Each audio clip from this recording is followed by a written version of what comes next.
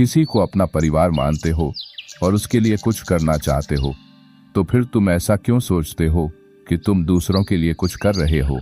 वास्तव में तुम अपनी खुशी के लिए कुछ कर रहे हो, क्योंकि उन्हें खुश देखकर तुम खुश होती हो।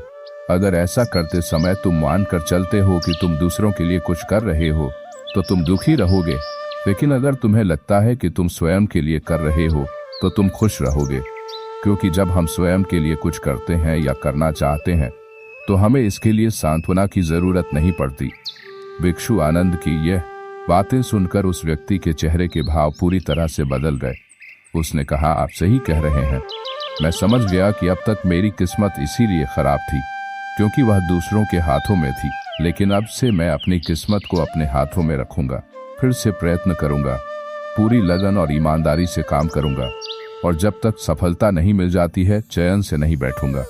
उस व्यक्ति की बात सुनकर आनंद मुस्कुराए और उसे एक छोटी सी डिबिया देते हुए कहा, इस डिबिया को हमेशा अपने साथ रखना।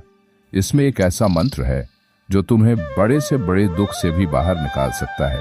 निकाल लेगा, लेकिन इस डिबिया को तभी खोलना जब तुम्हारे सारे रास्ते बंद हो जाएंगे, कोई उम्मीद नजर ना आए और तुम्हें लगने लगे कि सब व्यर्थ है, यह दुनिया व्यर्थ है और यहाँ रहना भी व्यर्थ है।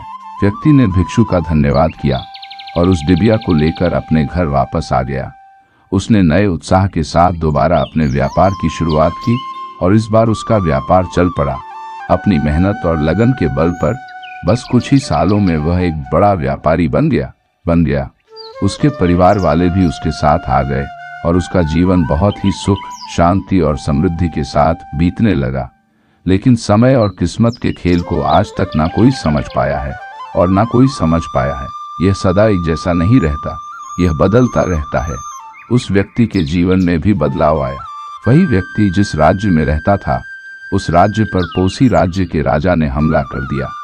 उस हमले और लूटमार में उस व्यक्ति का सारा धन भी लूट लिया गया। उसके दुकानें और घर सब जला दिए गए।